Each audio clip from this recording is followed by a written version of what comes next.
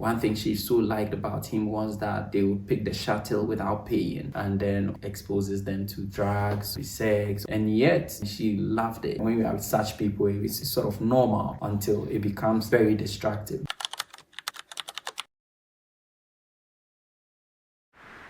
We are back again with another episode of Unfiltered Psyche, and today we are talking about why you attract the wrong people. As part of our conversation regarding Unfiltered Psyche, we want to fully understand a few of the questions I am asked in my consulting room and also give some answers in a layman's understanding so we can all be helped. So one of the main questions I have been asked is, why do I keep attracting the wrong person? So this usually comes from people who have been frustrated in their relationships, have dated 4 to 5 people and have still not been able to make a success with their relationships, particularly because they eventually find out that maybe this person they thought was so cool and so nice, and was suddenly abused, found out the person was suddenly abusing them, sometimes verbally. Maybe the person speaks very harshly to them, or the person is emotionally avoidant, so the person doesn't engage them properly emotionally. So let's say they have a concern and this person completely dismisses how they feel, and the next time they are talking, this person behaves as though nothing really happened. And then also sometimes the person exposes them to things they are not used to. So it could be drugs, or it could be sex, or whatever they are not used to and they think is wrong.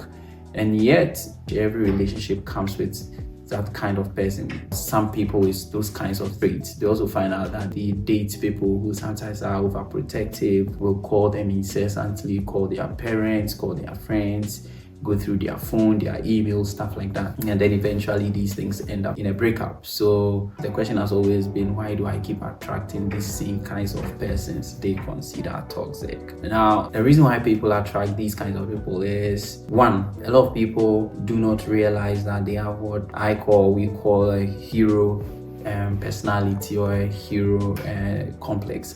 So a hero complex, also known as the savior complex, is that tendency to want to be there for people, support them, just be available to them in spite of whatever they may be going through, without paying attention to how immersed we are becoming in that situation. And then also the tendency to want to support the person with all that we have. The truth is that mostly when we salvage people's challenges, we are rewarded. So for people who have a savior complex, most of the time, being there for people is rewarding. Supporting people, breaking their backs for people, sort of gives them some form of a feeling of worth, and then also makes them feel they are useful. In our future videos, we'll talk about why it is so for such people. But largely, a savior complex is what will make you want to do these things, and then the reward is usually very subtle. So what it really does for you or the person who seem to be in this kind of relationship is very subtle. You don't really find really what is making you do these things. But yes, this is what makes you cling to people who may seem to be struggling and then want to be there for them. And eventually you find that all the effort you put in was not too appreciated by this person, or sometimes reciprocated by this person. And then it begins to hurt and evolves into a breakup. So that's one reason. The other reason why people attract the wrong people is thrill. So thrill is when we find that you attract this nice person, very sweet guy or girl, who seem to be adventurous, will make you do things that you typically will not do. Let me share one typical example. So a friend of mine way back in uni had this male friend, and one thing she so liked about him was that they would pick the shuttle without paying. And then the thrill about that is whenever he would just find a way to sneak in and get her to sneak in, and she loved it. So thrill can make you attract the wrong people. Sometimes it gives you a sense of adventure, takes you outside of what you typically know. So what you typically know is that calm, quiet life of a sort. So that person who will take you out and keep you out all night, and that person who will make you sleep over even when you're afraid, and then you wake up like, oh, I actually slept over. Wow. And then give you one trick or another what you should tell your parents, and then you go talk to your parents, oh mommy, this thing happened and I was not at whatever place and all of that, and then you call the person and goes like, told you it works, that kind of thing. So thrill will make you attract the wrong people. I'll explain in our future video why some people are more thrill prone, but for now, thrill can make you attract the wrong people. Now over time, that person who gives you that thrill may eventually put you in a certain position that you wouldn't like. So if you're in the university, sometimes the person will make you may get caught in an exam, or maybe you may have a disciplinary issue, and then you begin to notice that it's beginning to affect you one way or another, and then you want to pull back. So sometimes the thrill, sometimes you are found out in a way and it brings a sense of shame to you. So when you notice that you attract people who give you a sense of thrill, like they take you on an adventure, chances are you are going to stay in that kind of relationship in the beginning, and then when things begin to deteriorate, then you come out of that relationship. So thrill is one of the things which can make you attract the wrong people.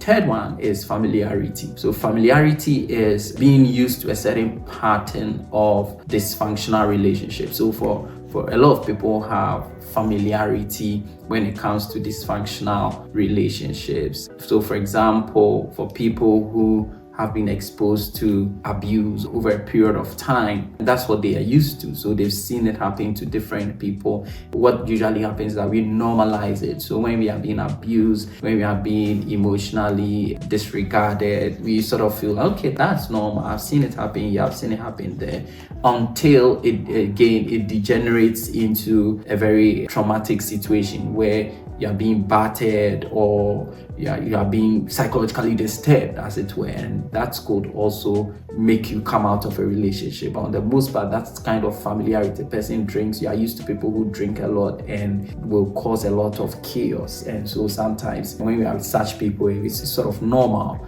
until it becomes very destructive, then come out of that relationship. So familiarity is also and again, in our next videos, I'll explain how this plays out in people's lives and why people are more comfortable with these kinds of things.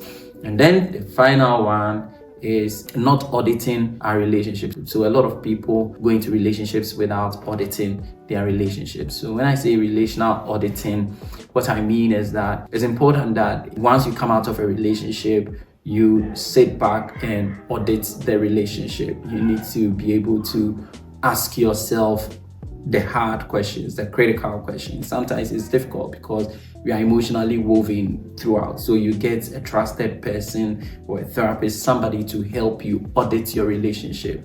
Now, once you're able to audit one or two relationships, you soon find a pattern, and then you'll be able to come out of it. So I just gave a hint on how to come out of a relationship. We'll go into that very soon. But the idea is that if you get into relationships without auditing them when you come out of that, you are likely to always attract the same kind of people because you haven't noticed the pattern.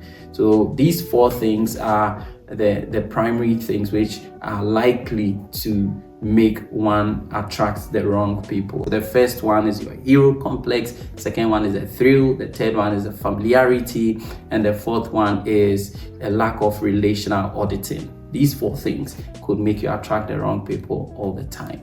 Now, in our future videos, we will talk about how to overcome these things or how to deal with these things. But let me end this by giving you one tip that will help you overcome these things. The main tip here is sometimes for people who attract wrong people, there is the tendency to overlap in relationships. So relational overlap means that while you are coming out of that disturbing relationship, you may be talking to another person who may be soothing the pain of the previous relationship. If you do that, you will not be able to sit back and evaluate your previous relationship. And chances are that person who is soothing you may have these tendencies and you won't be able to pick them until that friendship evolves into something very intimate and then you can't come out of it. So one sure way to break the cycle of attracting the wrong person into your life all the time is that when you come out of a relationship, sit with the pain, sit with the pain, sit with the pain. And the second one is that evaluate the relationship critically and look out for the areas where you possibly